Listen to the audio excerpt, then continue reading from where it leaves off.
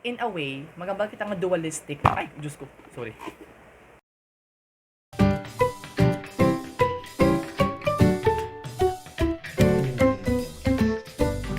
Hi everyone, and welcome to the first episode of GEC 1 with Joseph. I am Joseph Galedo, a part-time social science instructor of the University of Antique teaching GEC 1, Understanding the Self.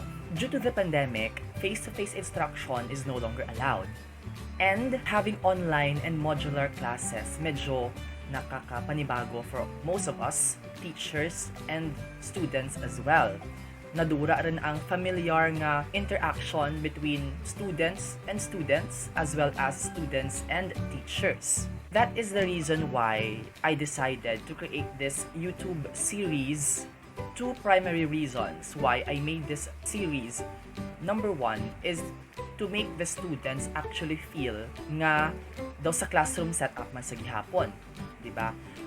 It's somewhat a simulation nga may teacher man sa gihapon nga nag-discuss in front of them through video presentation or virtual classes. So the second reason why I made this YouTube series is in order for me as an instructor na makatugro kang supplementary information regarding the topics within the module, because hindi tanan nga gusto ko itugro nga explanation pwede natin masulod sa atin nga modules. And of course, before we start, I would like to give a disclaimer nga although I have already been teaching this topic, GEC 1 Understanding the Self, for almost over a year, I do not consider myself an expert in this topic, and I highly encourage you to explore other resources. And if ever nga naga-doubt ikaw sa information nga ginatugro ko, you are free to verify ang information with other sources, because we have to face the fact, no?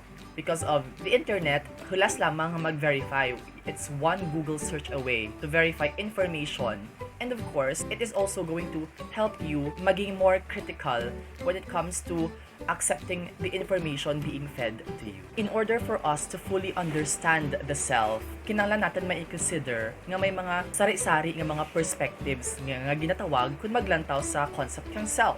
And of course, to start off ang ating lesson 1, we are going to discuss looking at the self from various philosophical perspectives. So mga bagit nga philosophical perspectives, ang scope ng atin nga mga philosophers nga i-discuss will begin from the ancient times until the contemporary period. So the first philosopher nga i-discuss natin is si Socrates. Ang concept ni Socrates with regards to self is that the self is dualistic.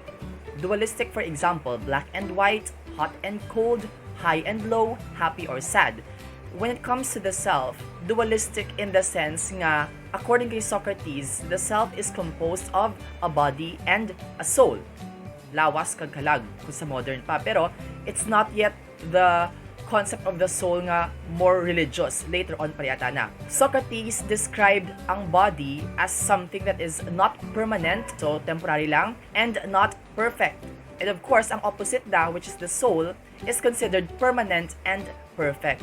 That is why ginatawag na nga dualistic, because somewhat opposite standa, diba? The opposite of hot is cold, the opposite of high is low, the opposite of perfect is not perfect, and of course, the opposite of permanent is not permanent. So basically, dualistic ang body according kay Socrates. The body being not perfect and not permanent, and the soul being perfect and permanent. After kay Socrates, may studenta na. Of course, if you're a student, most of the time, ang concepts nga ginagamit mo comes from your teacher. So in this case, we have Plato. Plato is a student of Socrates. And obviously, ang concepts kang ana nga teacher gin-absorb na. What he did, ang inobra na, was to expound or mas i-explain or mas i-dugangan pagid ang concept of his teacher. And ang indugang ni Plato sa atin nga discussion is that ang concept kang self, although it's dualistic, it has three primary components. Plato focused more on the soul rather than the body. And he also explained nga ang soul kano natin, kang lawas natin. Ang atin nga soul is composed of three components. We have rational soul, spirited soul, and appetitive soul. So, anong difference kang tatlo? First, we have the rational soul. Mga bakit ang rational soul, it deals more with intellect, reason, rationality. From the word palang rational soul, ma-deduce rin natin nga it deals with kung ano sa paminsaran. Rational, practicality, reason, logic, na. Second component is the spirited soul. Basically, ang spirited soul covers all feelings and emotions kang tao. It's more of internal man. Magaba ko spirited soul, all positive feelings, all negative feelings, emotions nga ma-feel mo, it falls under the spirited soul. And ang third nga component is the appetitive soul. From the term appetitive, mga bakang appetite, usually it deals with food, di ba? Hunger. Appetitive soul deals with the desires kang tao. Mga batang desire. Desire for food, water, love, even sex. That's part of the desire kang tao. Desire for sleeping. Basically, if you desire for something, in charge ka na ang appetitive soul. If hungry ka, you desire for food, appetitive soul. If you are sleepy, if you are tired, you desire for sleep or rest. So that's under the appetitive soul. So basically, Socrates and Plato, medyo anggid-anggidanay sanda because Plato based his concept of the self sa concept ng teacher na. So gindugang lang na it's still dualistic, perfect and not perfect, body and soul, temporary and permanent.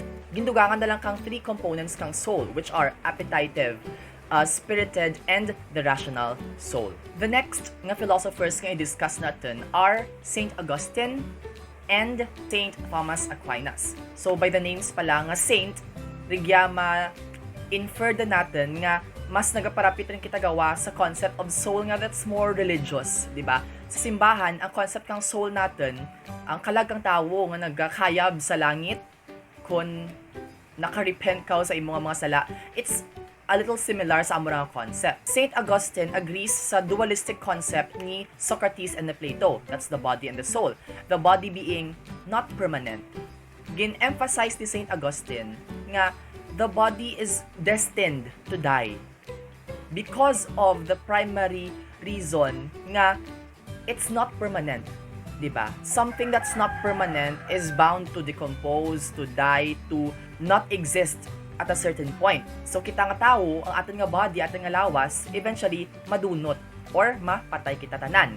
Whereas ang concept ng soul, which is presented man by Plato and Socrates, something that's permanent. Daw sa simbahan, balaw ang concept nga after ikaw mapatay, ang kalag mo maghayab sa langit. And ang ginahambal nga, we will achieve eternal salvation and eternal life with God the Father. Amura ang concept ni Saint Augustine.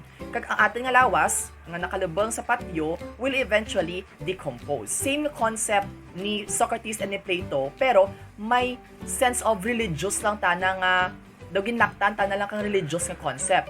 Nga, gin-connect rin nga ang permanent soul masaka sa Ginoo. Tapos ang aton nga not permanent or temporary nga lawas mapabili nagya sa lupa, madunot, ma-decompose. So that's the concept of Saint Augustine. Ang contribution ni Saint Thomas Aquinas is more similar man sa concept ni Socrates, pero may gin-coin lang tana nga different nga term. The first term that he coined is the term hyle or highly, because it's Greek. Highly refers to the common stuff that makes up the body, matter. Ang panit natin, matter, anything that occupies space and has mass. That's the definition of matter science, right? The amo man ang concept of hyle or highly. It's the substance or the matter that makes up the body. Something that's organic. And of course, if dualistic man sa gihapon ng ating concept, the opposite of that would be something that's permanent, something that does not decompose. And of course, ang term ginagamit is morphe or the essence of a substance or thing. Mga makita nga essence, it's not something na makita natin or it's not something tangible. And of course, if it's not tangible, it's not something that decomposes or disappears or deteriorates. So makita natin dyan, no, nga ang concept nanda sa first nga four natin nga philosophers, Socrates and Plato, as well as Saint Thomas Aquinas and Saint Augustine, similar sanda sa dualistic nga concept kang self. always gid may sara nga permanent and may sara nga perfect, and on the other hand may sara nga not permanent and not perfect. So nagastick kita sa dualistic nga perspective kang self. The next person that we're going to discuss is going to be familiar to all of us. We have René Descartes. Although nga famous na nga personality in the field of mathematics, he is also known as the father of modern philosophy. And ang ana nga concept of the self is that the self is composed of a body and a mind. Now this time, although dualistic man sa gihapon ta na, no, body and mind, we can notice nga medyo may slight difference sa concept between sa past philosophers and sa darwa ka saints compared sa anak kadya. Body and mind. Magamata nga body and mind, same concept the body, ang whole nga body ta, pero mabagkita nga mind, usually, it focuses more on sa upper extremities natin nga lawas. Compared sa body and soul, magamata nga soul, bilog nga lawas natin ang gina-occupy nana. And of course, there's a reason why nga nag-focus si René Descartes sa concept of mind instead of making it a concept of the whole body being occupied by the soul. Ang concept ni René Descartes is that body and mind because he focuses more on the mental processes kang tao. He is famous for his line, cogito ergo sum. So magamat nga cogito ergo sum, I think, therefore I am. So usually when we say I think, it focuses more on mental processes sa mind ta na, diba? We seldom hear nga we think with the whole soul, diba? It's more of we think with our mind, situated in the top part. That's why nga ang focus ni René Descartes is more on body and mind instead of body and soul. Basically, ang ginahambal ni René Descartes nga cogito ergo sum or I think therefore I am. If you are capable of thinking, it means you are existing. That's basically it, no? Kung nagapaminsar ikaw, you are existing. When it comes to the concept of duality, medyo may difference pagid nga gintugro si René Descartes.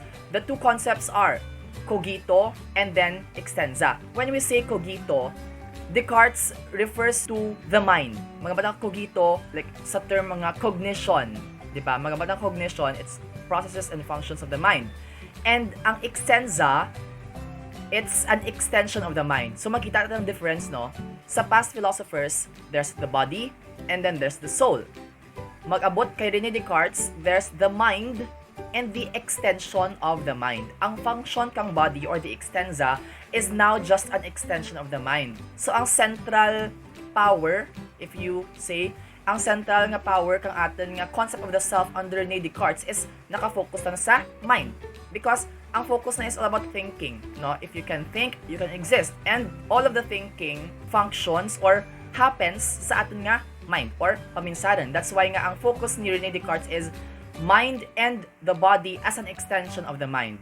So there's the difference already.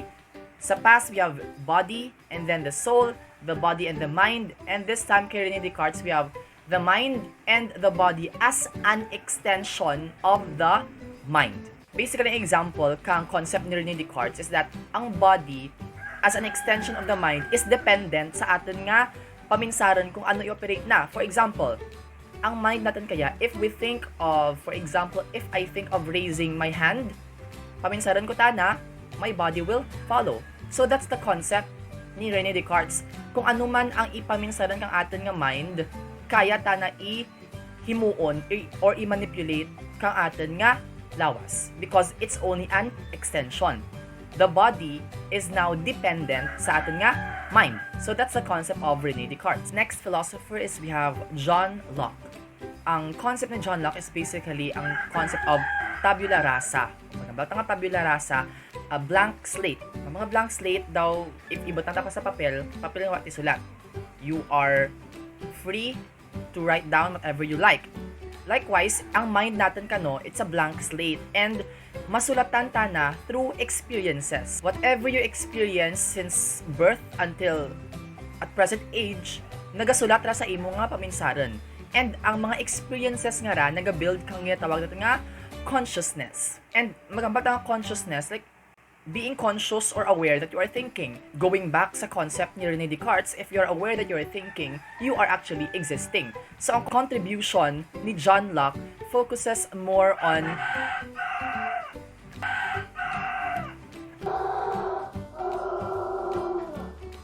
ang contribution ni John Locke focuses more on the concept of the mind being blank. We are not supposed to assume nga kung kang ginbata kita, we already have mga pre-installed or pre-programmed or designed yung mga thoughts and experiences, because from the time that we are born, we are a blank slate. Tapos, by the time nga naga-coming of age, naga-malam kita, naga-age kita, naga-mature kita, that's the time nga ang experiences natin naga-sulat, no? Naga-sulat sa blank slate nga ra, kag amo ga-build ka consciousness natin.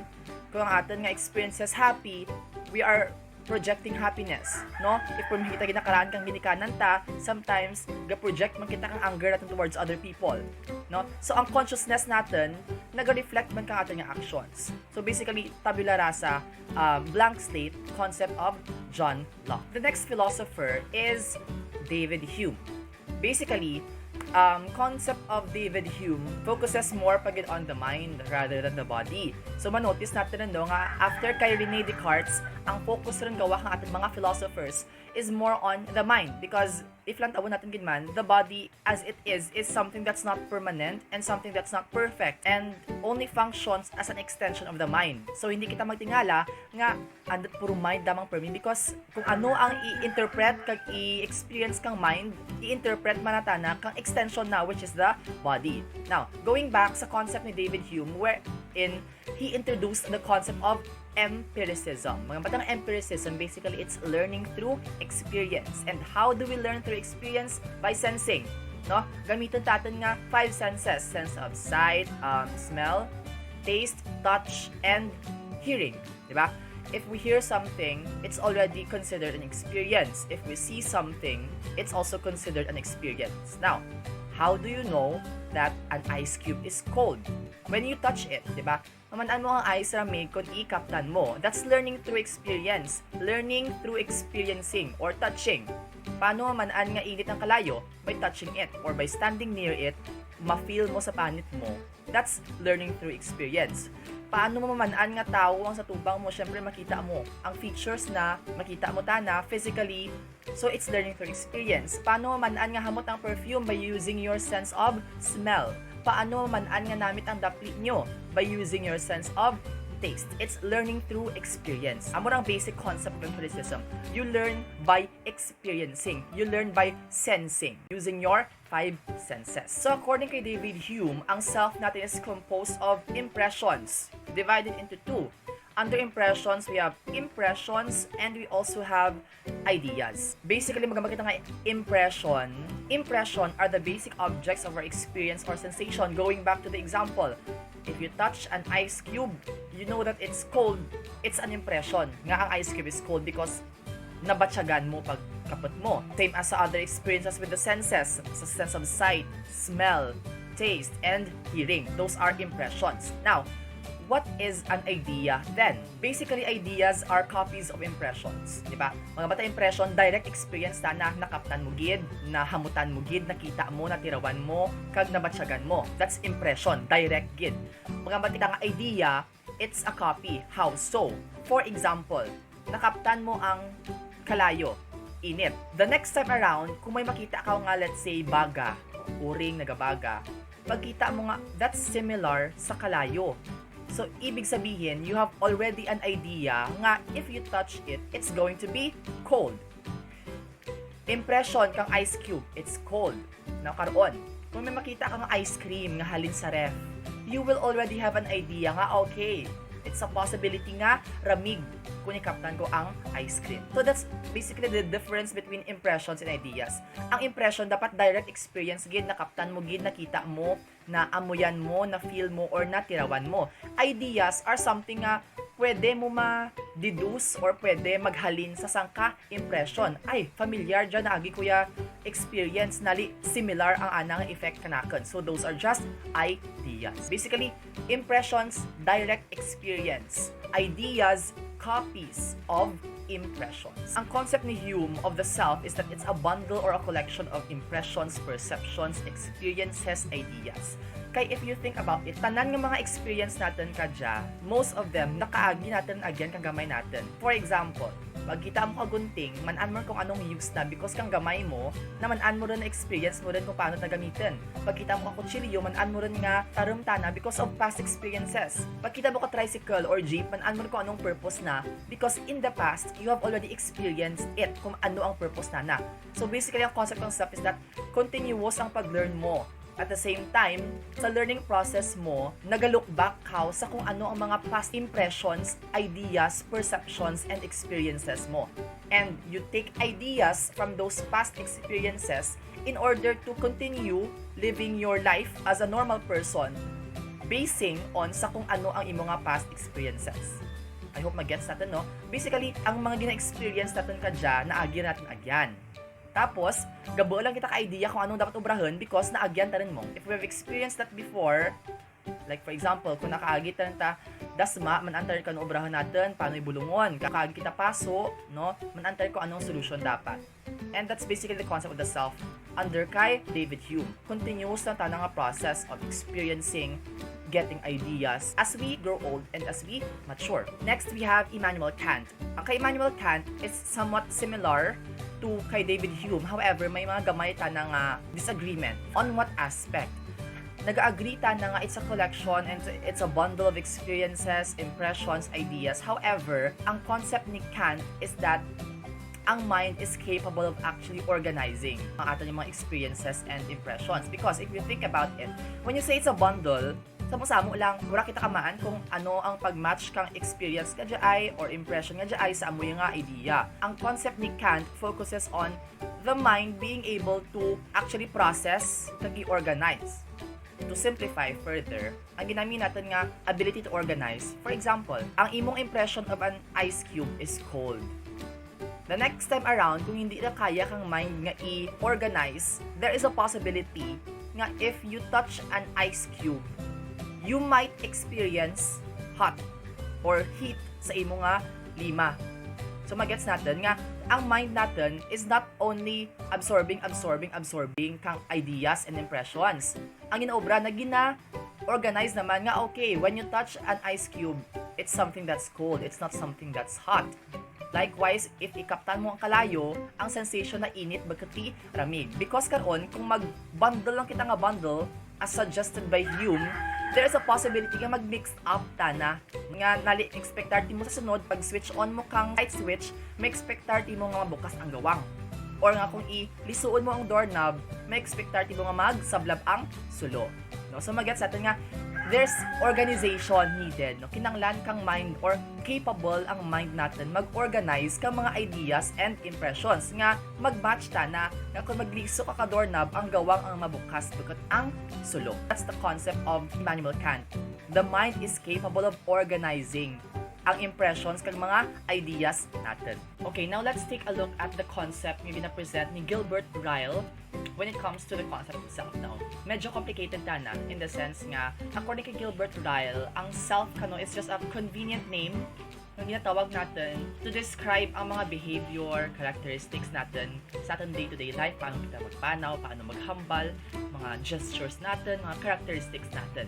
Now, to explain this concept, ang example sa ating nga module is that mabisita ikaw sa University of Antique, for example, pag ikaw taga UA, tapos ibisitahan mong classmate mo nga taga UA.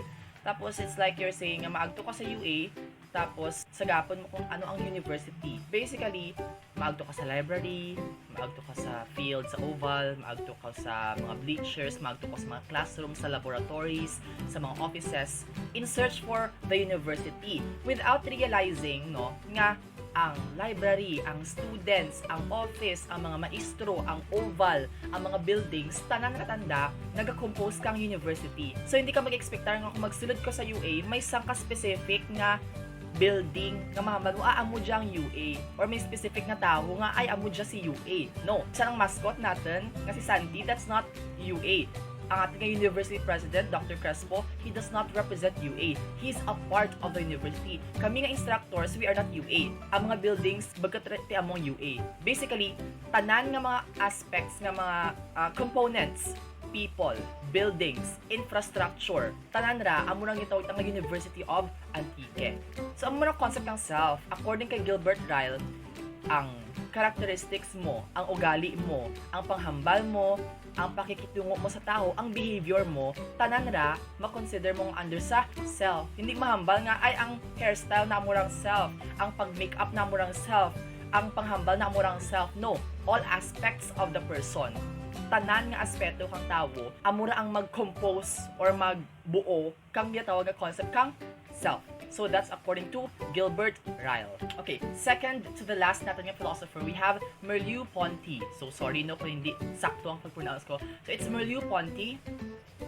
Basically, he denies the concept of dualism, body and soul, body and mind, morphe and hyle, extensa and cogito. Ang gina-propose ni Merleau-Ponty is that the body and the mind are so intertwined, mabatang intertwined. Kita nyo ang braid kang buhok, tatlo ka strands, i-braid mo tana into one, isang ka strand lang. Amo ang concept kang self according to Merleau-Ponty. The mind and the body are so intertwined nga ang tanan nga experiences kang mind, experiences man kang body. And all experiences kang body, experiences man kang mind. If you think about it, it makes more sense, di ba? Kung ano ang ma-experience kayo mga paminsan, for example, if nakadasma ikaw, ma-experience ka paminsaran mo nga nasakitan man ikaw. At the same time, ang tuhod mo, nagabatsyag man kang sakit. If you experience heartbreak, which falls under the soul, which is emotions natin, pati ang lawas mo gabatsyag man, parang luya ikaw, daw hindi nami ang mudo mo. So overall, daw mag-gets natin ang concept nga, ay okay no, medyo applicable, gin man galing nga intertwined sanda. Kaya kung ano ang ma-experience kang mind, amo man na ma-experience kang body. Kung napiang ikaw, ang mental state mo apektado man. Kung you experience sadness, ang imong lawas daw tamad man. If you are happy mentally, ay may gana ka magtuon, may gana ka mag-go out with your friends. So basically, ano siya, one experience lang gitanatana. Ang mura gina-propose ni Merleau-Ponty. Kaya kung ano man ang ma-experience ka mind mo, ma-experience man na kang body mo, vice versa. And it makes more sense actually, di ba? No? Right now, amura mo nga mabatsaga natin, because of the pandemic, parang luya at nalawas, and at the same time, daw feeling na drain kita mentally. So kung ano experience kang mind, may experience man kang ating nga body. And of course, finally, our last philosopher is in the person of Patricia Churchland. Medyo very different or distinct ang ana ni Patricia Churchland because she denies the concept of the soul and the mind. Because she proposes the concept of the brain. Nag-believe si Patricia Churchland on materialism, something that's physical, something that's tangible. Ang mind abi, the concept of mind, hindi mo lang kaptan mo compared mo sa brain. Ang brain, like, for example, neuroscience, and even in science, makita natin yung kung operahan ikaw, may ang silid ka natin nga skull, underneath that skull, there's a brain. Pero you can't see the concept of the mind. Ang mind kasi intangible. Ang gine-push ni Patricia Churchland is that ang concept kang self is ang concept kang brain natin. Whatever ang mga processes, mental processes kang atin nga brain, amura ang nagko-compose ka self natin. Why? Ugali mo, process ra ka brain mo. Characteristics mo kung paano ka makikitungo sa ibang tao, it's governed by your brain. Your mental state is governed by your brain. That's why ang focus ni Patricia Churchland is more on focus kita sa brain, focus kita sa more that's physical and scientific rather than something that's not tangible. Kay in neuroscience, ang mga reactions ka atin nga brain, ang mga connections ka neurons and brain waves, I'm not very technical about that. Pero it could be measured abi, 'di ba? In some movies, sa mga pelikula, makita natin nga may mga aparatos na gina-attach, tapos may gina-undergo nga mga experiments, tapos makita nga may mga reaction ng brain natin. It's something nga quantifiable, ma-measure mo, masukol mo. Compared mo sa mind nga, medyo hindi mo mag-gauge kamayad. Hindi natin masukol kamayad mo kung ano ang function kang mind, anong function kang atin nga paminsaran. Whereas ang brain, may mga scientific kita nga mga instruments, aparatos na pwede magamit. Ang focus ni Patricia Churchland is let's focus more on the physical. Let's focus more on the tangible, kung ano ang makita kag makapta natin. Because amo ang concept kang self according kay Patricia Churchland. Okay, so basically amo to ang aton nga mga philosophers under the lesson 1 of GEC 1, understanding the self. It's the self through various philosophical perspectives. So hopefully ang aton nga discussion will clarify. Kaya ako, mas gusto ko nga kinaray hindi lang kita mag pure English yung atin nga module, pure English tana. Kay ang concept bala nga mas maintindihan gawa, mas conversational kung maggamit kita kang mother tongue, and of course for the benefit man ka mga tao nga naga-struggle with understanding the English language. Amo gid ang main nga purpose kang akin man nga GEC1 YouTube series is that para mas maklaruhan, especially kay may mga terms kita daan na ginagamit sa module na medyo very technical, and in order for other people or students to understand, kinanglan natin na i-explain further. And what better way to explain further than gamitin ang ating mother tongue, ang kinaray So I hope nga you have learned something sa atin nga lesson for this day or this session, and I really hope to see you sa atin nga lesson 2, which will be posted soon. So please share this video sa inyong classmates, and don't forget nga mag-subscribe sa channel, and of course like the video for more information. And I really hope nga magpadayon kag maging beneficial sa mga students ang nga video, and I hope may ma-learn kamo sa atin kaya nga gin-discuss. That will be all. Thank you, and I hope to see you sa next nga video. Bye!